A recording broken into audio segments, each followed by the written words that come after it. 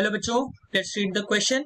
Question says, if the force on a rocket moving in force-free space with an exhaust velocity of gases 300 meter per second is 210 Newton, then the rate of combustion of the fuel is.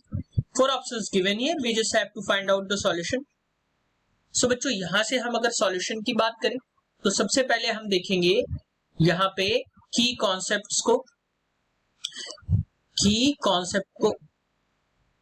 तो ध्यान रखना कि अगर हम force की बात करते हैं तो F इज इक्वल टू क्या होता है, V into dm by dt, यानी force is equal to mv होता है, लेकिन यहाँ पे रेट गिवन है तो मैंने मास को जो रखा है वो dm बाई dt रखा है। अब रॉकेट्स की बात करते हैं तो रॉकेट्स जो है न्यूटन के third law that is every action has an equal and opposite reaction, यानी कि क्रिया प्रतिक्रिया के सिद्धांत पे आधारित है उसकी वर्किंग। सो बच्चों यहाँ से अगर हम देखें तो फोर्स इज इक्वल टू क्या है, v into dm by dt। अब क्वेश्चन में हम देखते हैं हमें गिवन क्या क्या है।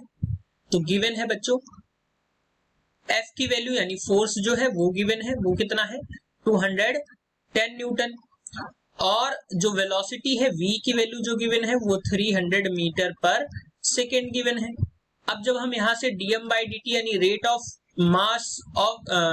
ऑफ कंजप्शन ऑफ मास जो निकालेंगे तो वो क्या हो जाएगा, F इज इक्वल टू, या मैं यहाँ से डायरेक्टली इसको निकाल के आपको दिखाता हूँ, dm by dt equals to आपको क्या मिल जाएगा, यहां से मिल जाएगा फोर्स अपॉन वेलोसिटी, यानी कि मास जो आएगा dm अपॉन dt जो आएगा वो कितना आ जाएगा, फोर्स की वैल्यू हम रखेंगे 210 अपॉन इसको हम रखेंगे तो 300। अब देखो अगर हम बात करें यहाँ पे तो ये न्यूटन में आता है, फोर्स जो है वो न्यूटन में है, तो इसको हम लिखेंगे किलोग्राम मीटर पर सेकेंड स्क्वायर।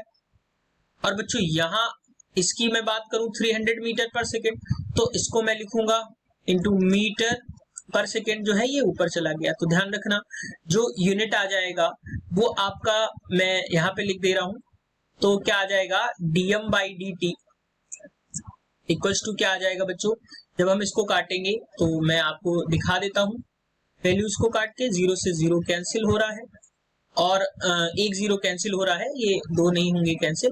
और यहां से अगर मैं बात करूं तो 7 3 जा होता है तो एक 0 लगा हुआ है तो ये 0.7, यानी कि कितना आ जाएगा 0.7 किलोग्राम पर सेकेंड। देखिए यूनिट्स भी कैंसिल आउट हो रही है यहाँ पे, सेकेंड से सेकेंड और मीटर से मीटर, तो ये किलोग्राम पर सेकेंड जो है ये वैल्यू बच रही है, यानी कि रेट ऑफ कंजप्शन क्या होगा फ्यूल का 0.7 kilogram per second. So option 1 is the correct answer for this question. Hope you understood it well. Best of luck.